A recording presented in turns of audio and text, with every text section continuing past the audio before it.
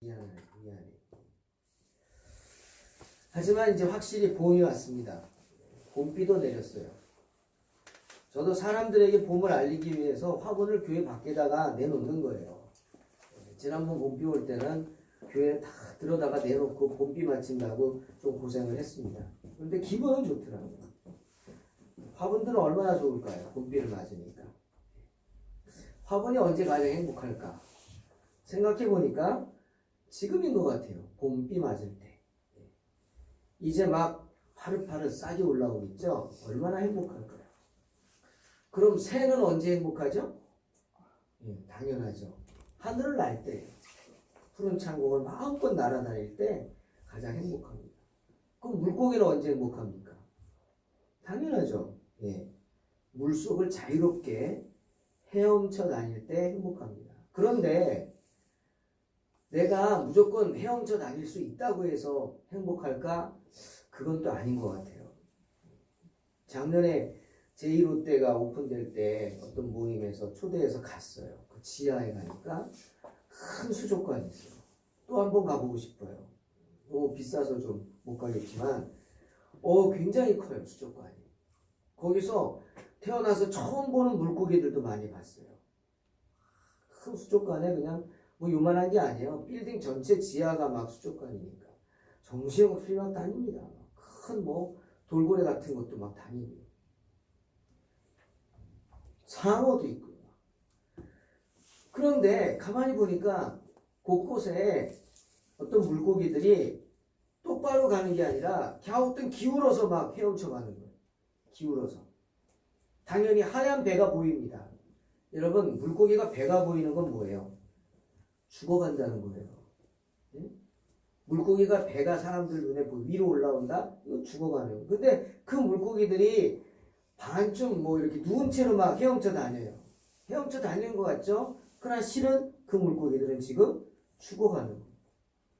왜? 별로 춥지 않습니다. 산소 부족하지 않아요. 영양 부족하지 않아요. 다이버들이 그 안에서 뭐 먹이도 주고 청소하고 근데 죽어요. 왜 죽을까? 잘 먹고 잘 사는데 스트레스 때문이에요. 스트레스.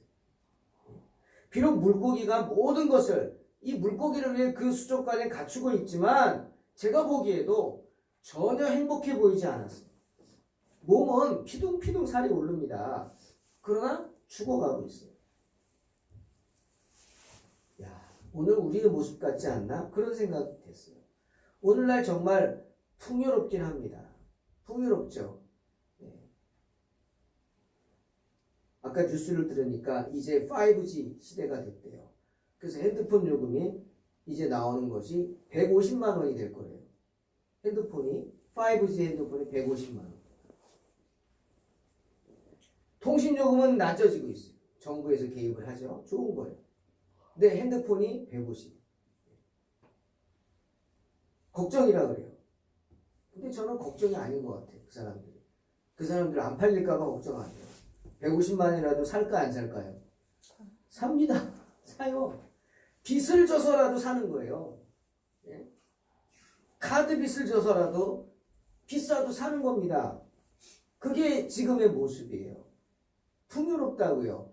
하지만 어떻게? 뒤로는 그 빚에 쪼들려 사는 거죠. 젊은 사람들도 그렇고. 풍요롭습니다. 잘 먹고 잘 살고요. 좋은 거 누리고 좋은 차 타고 요즘은 외제차가 그냥 교회 앞에도 나가보세요. 얼마나 많은가. 하지만 뭔가에 쫓기면서 정신없이 살잖아요. 그게 스트레스죠. 스트레스에 옛날에는 있지도 않았던 병들이 막 생기고 그게 우리 모습이에요. 아마 수족관의 물고기도 똑같은 거예요. 여러분, 사람은 언제 가장 행복할까요?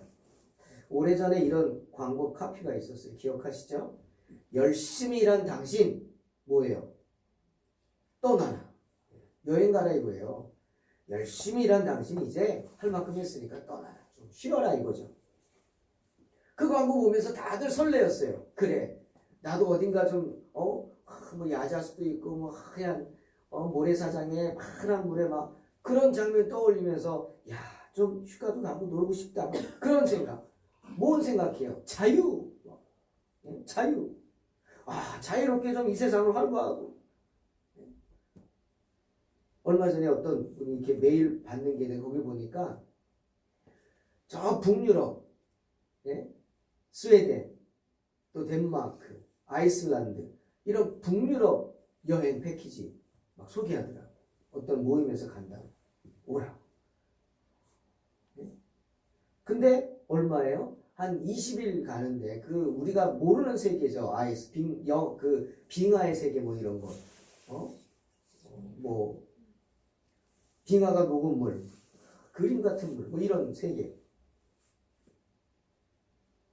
경비가 1인당 800만 원. 800만 원. 그 뭐 그림의 떡이죠, 그런 거. 근데 그런 거 보면서 제 마음속에도 가고 싶다. 뭐 사람들이 버킷리스트 말하는데 나도 버킷리스트에 적어둘까? 북유럽 한번 가볼까? 막 이런 거. 그런 생각이 막 드는 거예요. 열심히 일한 당신이 떠나라. 이런 거죠. 근데 그건 잠깐입니다. 그 광고를 보고 처음에는 설렜지만 다들 뒤돌아서서 뭐라 그래? 뭐? 열심히 일한 당신 떠나라고? 참 현실은 모르는구만. 그러고 이렇게 말합니다. 열심히 일한 당신 더 해라. 더 해라. 더 하라. 떠나긴 어딜 떠나. 더 열심히 하라고.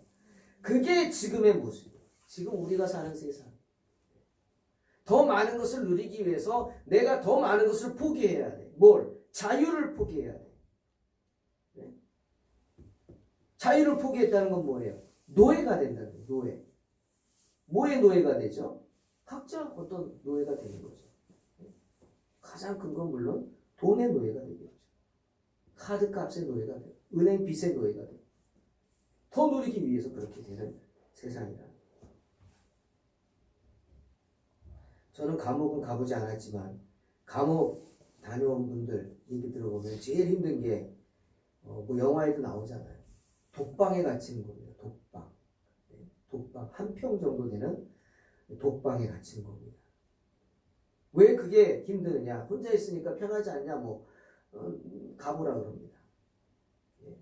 독방이라는 것은 아무도 없는 곳이, 아무도 만날 수 없고 그 누구와도 말할 수 없는 그 독방.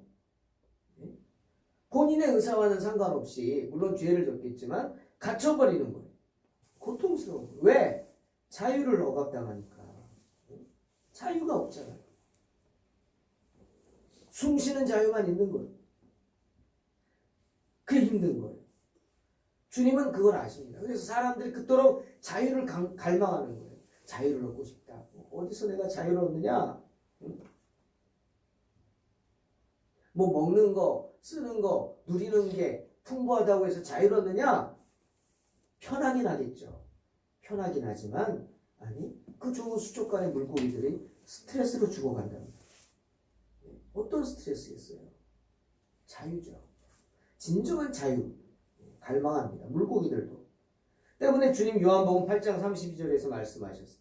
진리를 알지니 진리가 너희를 어떻게? 자유케 하리라.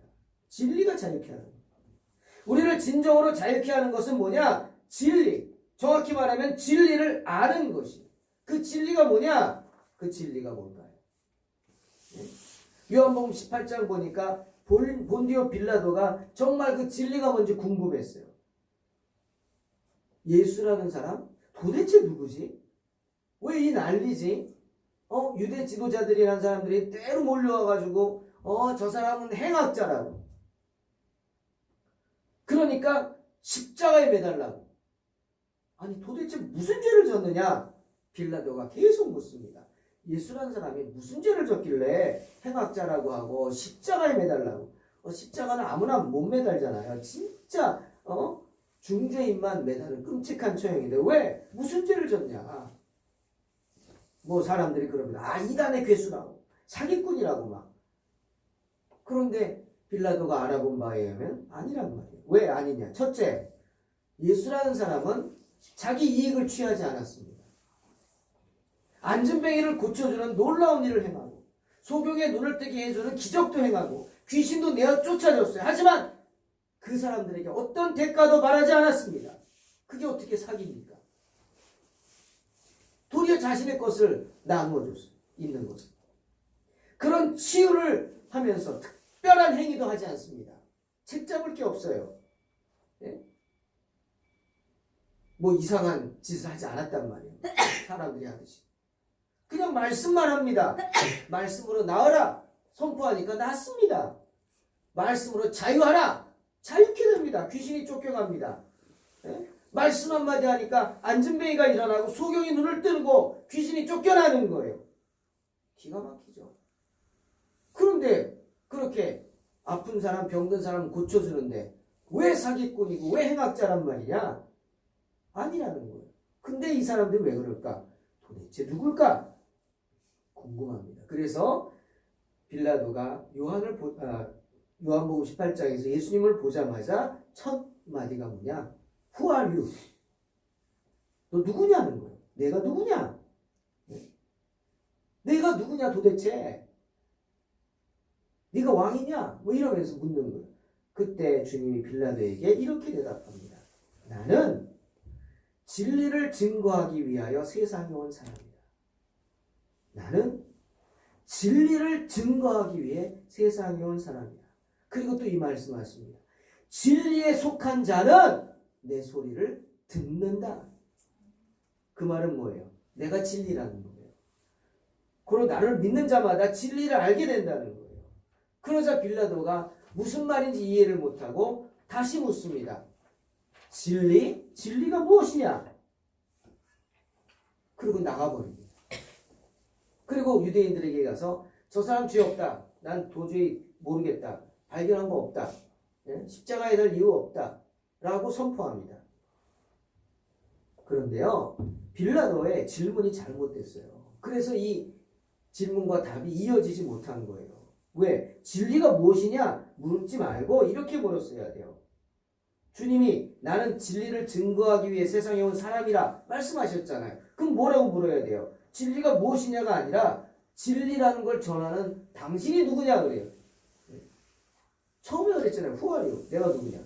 그래요. 진리를 전한다는 당신이 누구냐? 하고 물었어야 그에게 복음이 전해지는 거예요. 나는 하고 에고아이니 나는 말씀이다.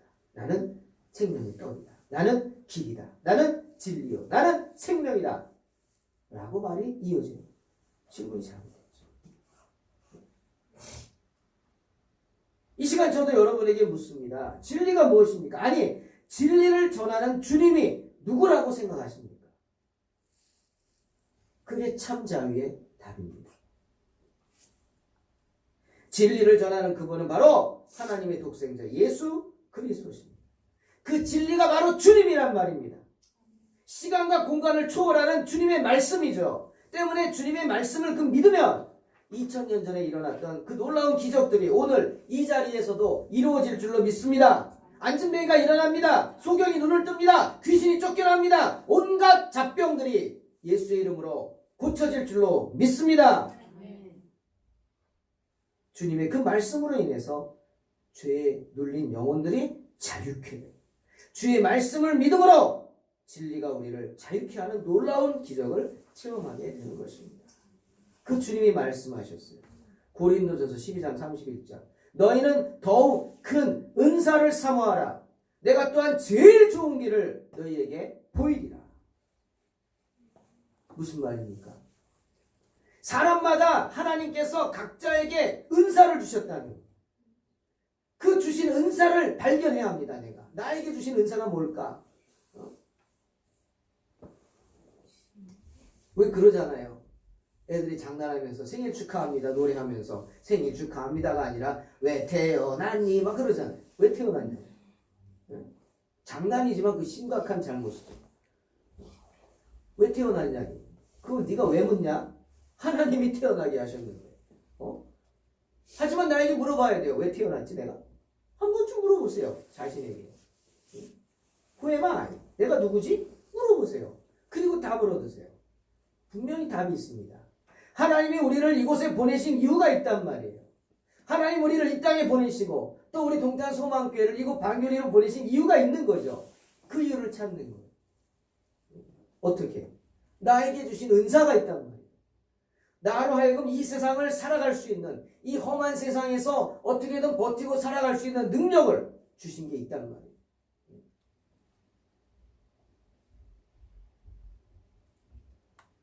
그 은사를 발견할 때, 그리고 발견한 그 은사를 개발할 때 우리는 자유로워지고 행복해지는 겁니다. 그렇지 않습니까, 여러분?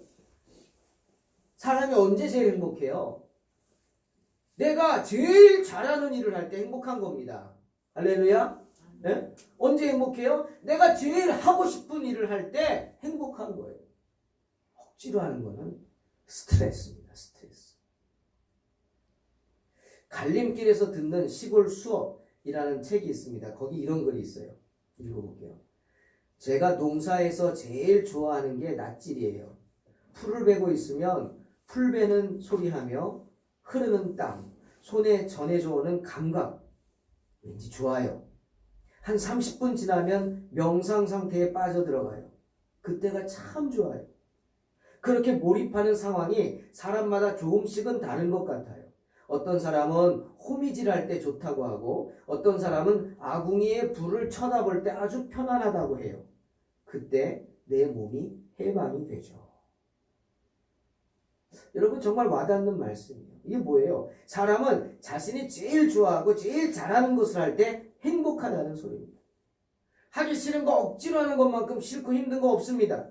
심지어 스트레스가 생기고 그 스트레스 때문에 몸이 상하고 마음이 상하기도 합니다. 왜? 내가 하기 싫은 일을 억지로 해야 하기 때문에. 나에게 은사도 없는 일을, 내가 감당할 능력도 없는 일을 억지로 해야 하기 때문에. 작자가 예를 든 낫질이 그렇죠. 낫질 아십니까 여러분? 낫 아시죠? 낫 넣고 기역자로, 기역자같이 생긴 거.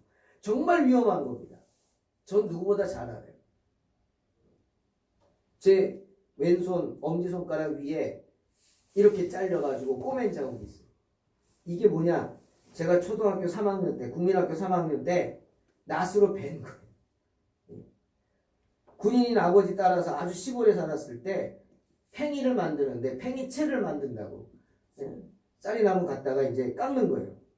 뭐 칼이 없다고 낫으로 막 깎다가 이렇게 자꾸 깎다가 잘못 깎아가지고 내 손을 깎아버렸어요. 엄지손가락으로 달랑달랑. 지금도 기억나요. 집에 있던 그 군인 아저씨가 놀래가지고 손 이렇게 움켜잡고 이러고 부대 의무실로 뛰어갔지. 뭐가 있어요? 마취는 뭐가 있어요? 마취도 안 하고 그냥 생으로 꼽았어요. 생으로. 다행히 그래서 붙어 있어요. 지금도 비 올 것 같고 좀 날이 흐리면 왼쪽 엄지손가락이 약간 쑤셔요. 낫질 위험합니다. 아주. 하지만 농사꾼에게 낫질은 기본입니다. 왜? 농사가 전문이니까요. 내가 좋아서 하는 거고 내 사명으로 내 업으로 생각하고 하는 거기 때문에 은사라고 그러죠. 마치 가수가 노래 잘하는 거하고 같아요. 노래 못하는데 가수한다? 웃습니다. 사람들이 비웃죠. 내가 노래를 잘하니까 가수를 꿈꾸는 거예요. 내 은사를 알기 때문이죠. 그런데 여러분 지난 3월 22일 날 아시아 경제신문을 보니까 정말 이런 기사가 났어요. 얼마 전까지 해도 지금도 물론 그렇죠. 사람들이 무시하던 직업이 하나 있어요. 세신사. 세신사가 뭐예요? 뭔지 잘 모르시겠죠? 예? 옛날부터 우리 하는 말로 때밀이에요. 때밀이를 세신사라고 그러죠. 목욕관리사. 예. 목욕탕에서 때밀어주는 분들. 그런데요. 요즘 이분들의 연봉이 대기업 사원 수준이에요. 돈을 잘 번다는. 심지어 여의도에 때밀이 학원까지 있습니다. 목욕관리사 학원. 그런데 이 세신사도 아무나 못한다는 거예요. 때만 잘 밀면 되지 뭐 힘만 세면 되지 뭐 아니라는 거예요. 요즘은 그 목욕탕 가서 때를 밀면은 때만 미는 게 아니라 막 이렇게 머리 지압 마사지도 해주고 온몸 마사지도 해주고 막 이런 것까지 다 해준대요. 그래서 체력도 중요하지만 기술을 배우는 게 공부해야 된다는 거예요. 수입도 좋고 괜찮죠. 그런데 이 일을 오래 하는 사람들이 별로 없다고 합니다. 왜 그럴까요? 수입이 작아서? 예? 몸이 힘들어서 뭐 그런 것도 있겠지만 아니 대부분은 자존심이 상해서 기분이 나빠서 왜? 아직도 사람들은 때밀이라고 하잖아요. 그게 싫은 거예요. 때밀이라고 부르는 거예요. 그게 싫어서 마음이 힘들기 때문에 쉽게 말해 스트레스예요. 스트레스. 그런데 얼마 전부터 이 새신사에 젊은 사람들이 몰려온대요. 제가 이 말을 듣고 박수를 쳤어요. 야, 왜? 이런 생각으로 몰려온대요. 요즘 직업에 귀천이 어디 있습니까? 그러고 이런데요. 태국 하면 뭐합니까? 태국? 마사지. 요즘 중국도 마사지. 한국 하면 뭐라고요? 때밀이. 한국 하면 때밀이. 이렇게 만들고 싶다는 거예요. 정말 여러분 박수 쳐주고 싶지 않습니까? 네? 태국 마사지, 한국 때밀이. 이게 귀천의 문제가 아니라 건강의 문제라는 거예요. 당신들 경험해봐라. 새로운 세계다. 서양 사람들한테 안 밀잖아요. 동양에서 우리나라처럼 하는 경험해봐라. 이런 말이 있대요. 때를 한 번도 안 밀어본 사람은 있지만 한 번 밀어보고 안 밀어본 사람은 없다고. 예? 무슨 말인지 아시죠? 야, 정말 제가 박수를 쳐주고 싶어요. 그런 마음으로 자부심을 가지고 그 일을 한다는 거예요. 이런 사람들이 스트레스 받겠어요? 아니죠. 내가 하고 싶어서 하는 거예요. 이거 내가 잘한다고 생각해서 하는 거예요. 아유, 나는 남의 몸에 때라 밀어주는 사람이야. 그런 마음가짐만 하면 어느 정도 하다가 그만둘 수밖에 없죠. 스트레스 때문에. 하지만 나는 이 일 좋아해. 난 이거 태국 마사지처럼 한국 때밀이 전할 거야. 이런 마음으로 한다면 미는 사람도 행복하지만 그 서비스를 받는 사람들도 껍질 벗겨질 것 같이 아프지 않고 행복하지 않겠습니까? 사람은 내가 하고 싶은 걸 할 때 행복한 거예요. 그리고 자기가 제일 잘하는 거 할 때 행복한 거예요. 오늘 고린도전서 12장에 주님 말씀하셨어요. 하나님이 교회 예를 들어서 사도도 세우고 선지자도 세우고 교사도 세우고 능력 행하는 자, 병 고치는 은사, 돕는 것, 다스리는 것, 방언하는 이런 은사를 가진 사람들을 많이 세웠다 얘기합니다. 8가지만 얘기했다고 은사가 8가지만 있어요? 아니에요. 이 세상에는 엄청 많은 종류의 은사, 달란트가 있어요. 얼만큼 있느냐? 이 세상에 있는 사람의 숫자만큼 있어요. 아멘? 이 세상에 사는 사람들의 숫자만큼 달란트가 있는 거예요. 왜? 하나님이 그렇게 다 주셨기 때문에.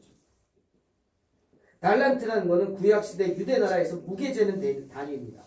한 달란트는 34.4kg예요. 작지 않습니다. 20kg 쌓아보다 훨씬 많은 거예요. 예? 이 달란트를 언제부턴가 우리가 은사라는 개념으로 사용하는데 그 이유는 마태복음 25장에 나오는 달란트 비유 때문에 그런 것 같아요. 거기 보면 처음에 이렇게 나옵니다. 어떤 사람이 타국으로 떠나기 전에 자신의 종들을 불러 자기 소유를 맡겼다. 예? 재산을 맡겼다는 거예요. 책임을 맡겼다는 거예요. 근데 15절에 보니까 각각 그 재능대로 이렇게 말합니다. 각각 그 재능대로 하나에겐 금 5달란트, 하나에게 2달란트, 하나에게 1달란트를 주고 떠났다. 이 각각 그 재능대로 달란트를 맡겼다. 여기에서 달란트가 뭐냐? 재능이다. 달란트의 양이 많은 게 재능이 많은 거다. 이렇게 우리가 이해하고 말하고 있는 겁니다. 신학자 매튜 헨리라는 분 주석을 보니까 이 마태복음 25장에 대해서 이렇게 말합니다. 어떤 사람은 5개, 어떤 사람은 2개, 어떤 사람은 1달란트를 주신 것 같이 하나님은 각자에게, 모든 사람에게 각자의 능력에 맞게 달란트를 주셨습니다. 그리고 그 달란트를 받는 사람은 그것에 대해서 불만을 가져서는 안 된다. 성경도 보세요. 1달란트 받은 사람, 너 왜 땅에 파묻었어? 기분 나빠서 그랬어요. 쟤는 왜 5개 주고 나 하나 줍니까? 나 그렇게 무시당하면 일 못합니다. 라고 하지 않았다는 거예요. 왜? 다 안다는 거예요. 나는 5달란트밖에 없어. 나는 어떤 사람 10달란트 받은 보고 난 저거 줘도 난 못해. 안다는 거예요. 자기 자신을. 그런데 이 1달란트 받은 사람은 어떻게 했어요? 땅에 파 묻어버렸어요. 이게 결정적인 실수예요. 왜? 하나님이 주신 달란트는 파묻어버리면 되는 게 아니에요. 내가 가지고 그것을 개발해야 돼요. 그 주인이 가지고 와라. 그럴 때 5달란트 받은 사람이 5개 더 남겨서 가져갔잖아요. 그거거든요. 우리는 주님 앞에 설 때, 주님을 만날 때 주님이 뭐라 그래요? 달란트 가져와라 그러십니다. 아멘? 여러분에게 주신 달란트 가져오라 그럴 거예요. 그러면 아우 땅에 파묻었는데 파가지고 올게요. 이러면은 지옥불로 떨어지는 거예요, 여러분. 주인이 부를 때, 하나님이 원하실 때, 하나님이 필요로 할 때 사용할 수 있도록 준비해야 하는 게 달란트예요. 파묻어버리면 안 돼요. 내게 무슨 달란트가 있지? 라고 해도 안 되는 거예요. 내게 무슨 달란트가 있는지 생각하고 찾아내고 개발하고 그것을 마치 장사하는 것처럼 열심히 해야 돼요. 여러분, 장사하는 게 쉽습니까? 예? 제가 전도하러 다녀보면 여기 방교, 여기도요, 문 닫은 데가 많아요. 지금 식당들. 잘 되는 데는 아주 잘 되는데 안 되는 데도 안 되더라니까. 어렵다는 거예요, 이게. 그거 얼마나 힘들겠어요, 문 닫은 분들은. 우린 알잖아요, 그 마음을. 그런데도 나가서 하는 거예요. 그런 위험부담, 리스크를 무릅쓰고 나가서 하는 거예요. 왜? 주인이 명령하셨으니까. 이 달란트를 가지고 하라. 하는 거예요, 순종하고. 그런데 주님이 망하게 하시겠습니까? 아니잖아요. 5달란트는 5달란트 남겼어요. 2달란트는 몇 개 남기겠어요? 2개 남기는 거예요.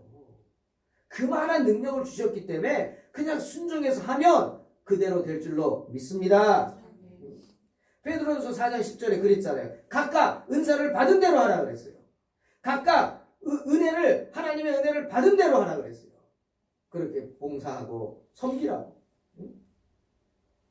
다 사도가 될 수 없고 다 선지자가 될 수 없어요. 목사? 정말 축복이죠. 한 가정에 목사가 있다? 그건 정말 엄청난 축복입니다, 여러분.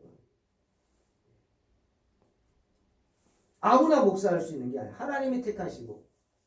저는 그래요. 목회할 수 있는 게 정말 축복이다. 내가 설교단에 있어서 매주일 설교할 수 있는 게 은혜고 축복이다. 우리 아이들이 그 은혜를 알아야 돼. 그 축복을 알아야 돼. 정말 이게 복이구나. 그걸 알아야 된다는 거예요. 그렇다고 다 목사 될 수는 없는 거 아니에요? 오래전에 학교에서 성지순례를 갔는데 참 이상하게 생각되는 게 하나 있어요. 뭐냐면 무슨 유적지라고 그래가지고 저기 무슨 사막 광야 같은데 굴이 있어요. 거기 뭐 누가 피해 있던 데래요. 그럼 그 앞에 누가 이렇게 의자 갖다 놓고 그 아랍 사람 같은 분들이 앉아 있어요. 앉아 있어요. 하루 종일 아무것도 안 하고 도시락 갖고 와서 이렇게 놓고 하루 종일 멍하니 바라보고 그냥 거기 앉아 있는 거예요. 사람들이 많이 오가지도 않아요. 앉아 있어요. 뭐 하냐고 물어보니까 지킨대요, 여기를. 보존하고 있는 거예요. 자기가 지키고 서 있는 거예요. 지키고. 아니 뭐 줄 하나 쳐놓고 심심하고 그러지 않냐고 그랬더니 아니 또 너무 좋대요. 감사하대요. 왜? 이게 내 은사라는 거예요. 그 우리 간군들이 다 그랬어요. 야, 별 은사도 다 있다고. 그냥 지키고 앉아있는 거 아무것도 안 하고 평생을. 아버지가 그랬고요. 지금 아들이 그러고 있어요. 이어서 그거 하는 거예요. 이게 은사래요. 하나님이 나에게 주신 사명이래요. 야, 별 사명 다 있구나. 근데 그렇습니다. 행복한 거예요, 그 사람들. 이 일을 할 수 있다는 거예요. 로마서 12장 3절에 그렇게 말씀하시잖아요. 마땅히 생각할 그 이상의 생각 품지 말고 오직 하나님께서 각 사람에게 나눠주신 믿음의 분량대로 지혜롭게 생각하라고. 뭡니까? 내가 할 수 없는 것을 하려고 하지 말라고요. 그러다가 다른 사람까지 힘들게 하는 거예요. 우리 주변에 그런 사람들 많잖아요. 네? 내가 하지 못할 걸 해가지고 욕심내고 막 일 저질러 놓고 자기가 못하고 가족들한테 떠넘기고 말이야. 그런 분들 많죠. 그럼 그 가족들이 다 어려워지잖아요. 그렇지 마. 나이가 들었으면 이제는 하나님께 갈 준비를 하면서 스스로를 돌아보고 덕을 끼쳐야죠. 덕을 끼치라는 말이 뭘까요? 각자 하나님이 주신 은사대로 그 은사를 개발하면서 맡겨진 인생을 살아가라는 거예요. 그럴 때 행복해지는 거예요. 그 은사는 어떻게? 내가 개발하는 거예요. 내가. 주님은 더욱 큰 은사를 사모하라고 합니다. 개발하면서. 그러면 가장 좋은 길을 보여줄 것이다. 은사는 개발하는 것입니다. 은사. 예? 5달란트 받은 사람이 열심히 했잖아요. 그 개발해서 5달란트를 더 남겼잖아요. 예? 주님 뭐라 그랬어요? 수고했어. 5개 다시 갖고 와. 넌 5개면 돼. 또 해. 그러지 않으셨어요. 잘했다. 착하고 충성된 종아. 네가 작은 일에 충성하였으니까 내가 많은 것으로 내게 맡길 거다. 내 주일의 즐거움에 참여해라. 내가 많은 것으로 맡긴다 그랬어요. 5달란트 줬더니 5달란트 남겨서 지금 10달란트예요. 거기서 5개 갖고 오라는 게 아니라 10달란트만 갖고 해라가 아니에요. 그 이상을 주는 거예요. 많은 것 주는 거예요. 왜? 더 큰 은사를 사모하라고 했잖아요. 더 제일 좋은 길을 보여줄 거니까. 우리 하나님은 그런 분입니다. 열심히 일하는 자에게 어떻게 더 많은 것을 주시는 거예요. 할렐루야. 큰 일꾼이 그래서 큰 일을 하는 거예요. 그게 성경의 논리예요. 누구나 큰 일을 할 수 있지요. 다윗을 보십시오. 사무엘상 17장에. 이 다윗은 골리앗과 싸워서 이긴 사람이죠. 다윗이 골리앗과 싸우겠다고 나서니까 사울이 부릅니다. 사울 왕이. 그런데 보니까 웃기거든. 예? 군인도 아닌 것이 목자가 어린 목자가 가죽 옷이나 입고 예? 가죽띠 끼고 손에 보니까 물맷돌 하나 들고 있어요. 우리로 말하면 새총 같은 거. 한심하잖아요. 그래가지고 이게 안 되겠다. 자기 투구를 노투구를 머리에 씌우고 자기 군복을 입히고 자기의 좋은 칼, 큰 칼을 주고 이거 갖고 싸우라 그랬어요. 여러분 다윗이 칼을 차고 싸울 수 있어요? 써본 적도 없는데. 목자가? 익숙하지 않죠. 억지로 막 입히니까 입고 있다가 다윗이 결단합니다. 안 되겠습니다. 나한테 이거 어울리지 않습니다. 나한테 맞지 않습니다. 다 벗어버립니다. 칼도 안 가져갑니다. 그들을 하는 대로 그냥 가죽 입고 막대기 짚고 물매 차고 골리앗에게 갑니다. 예? 왜? 평소에 그랬잖아요. 평소에 들이나 산에서 양을 치고 양을 보호할 때 곰이 달려들고 사자가 달려들면 어떻게 했다고 그랬어요? 그 막대기 갖고 싸우고 물매에 돌려가지고 맹수들을 물리쳤다고 고백하잖아요. 다윗은 그렇게 평소에 자기가 준비된 그 모습 그대로 골리앗에게 간 거예요. 다른 게 있다면 시냇가에서 돌멩이 몇 개 골라간 거예요. 5개. 왜? 그건 무기니까. 돌멩이 5개 골라가지고 제구에 넣고 손에 물매를 들고 돌을 넣어가지고 그리고 칼도 아니고 창도 아니고 그 조그만 돌멩이 들고 골리앗에게 다가가서 돌을 던져 골리앗을 쓰러뜨린 겁니다. 사랑하는 성도 여러분 생각해 보세요. 다윗의 무기가 뭐예요? 칼이나 창이 아니에요. 그런 강력한 무기가 아니에요. 그냥 작은 돌멩이에요. 근데 그것이 어떻게 골리앗을 물리칠 수 있었어요? 평소에 다윗의 달란트예요. 그게. 다윗이 가진 은사예요. 돌팔매질 잘하는 거. 평소에 그걸로 맹수들을 물리쳤어요. 달란트는 그런 겁니다. 어느 날 갑자기 생기는 게 아니에요. 내가 살면서 내 가운데 있는 은사, 달란트를 찾고 발견해서 개발해서 그것을 더욱 잘 쓸 수 있도록 주께서 원하실 때 물맷돌을 던지면서 나아갈 수 있는 그런 다윗처럼 그런 복된 성도가 되시기를 주의 이름으로 축원합니다. 모세도 마찬가지죠. 출애굽기 4장 보세요. 하나님이 모세에게 애굽으로 가라. 바로에게 선포해라. 내 백성 놓아주라 그래라. 내 말 전하라. 그럴 때 모세가 뭐라 그럽니까? 아이고 나 못합니다. 내게 그런 능력 없습니다. 하나님 나 못해요. 공동번역 보니까 이렇게 했었어요. 하나님 내가 아무리 말해도 이스라엘 백성들이 듣기나 하겠습니까? 듣기는커녕 나를 믿기는커녕 나보고 미친놈이라고 할 겁니다. 미쳤다고 할 겁니다. 못합니다. 그렇게 능력이 없어서 못하겠다고 하는 모세에게 주님이 말씀하십니다. 뭐라고요? 출애굽기 4장이죠. 그래? 내 손에 있는 것이 무엇이냐?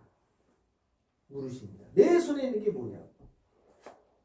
모세는요 이집트 왕자 아니에요. 이제 다 늙은 할아버지예요. 80세 할아버지.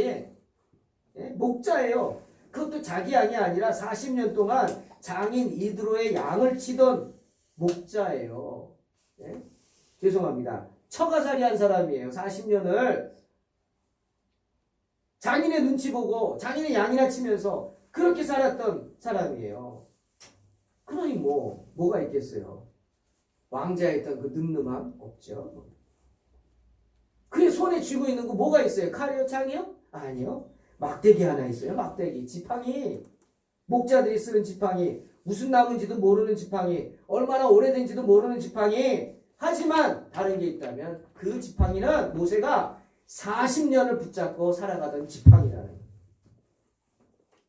40년 동안 모세 손에 붙잡힌 채 모세가 힘들 때 어려울 때 맹수가 달려들 때 위기의 순간에 모세를 지켜준 지팡이라는 거예요.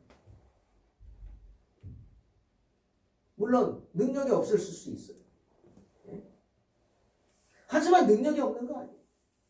이미 하나님은 모세의 손에 지팡이를 들려주셨어요. 그리고 그걸 물으시는 거예요. 그래? 능력이 없다고? 그럼 너 40년 동안 어떻게 살았냐? 맹수와 대적해서 어떻게 살았어? 내 손에 있는 게 무엇이냐? 묻는 거예요. 뭘 새로운 걸 집어주고 야 줄게. 네 손에 뭐 있지? 가 아니에요. 너 지금까지 살아왔잖아. 그 지팡이 갖고 싸워왔잖아. 그 손에 있는 게 뭐야 도대체? 그럼 하고 물으시는 거예요.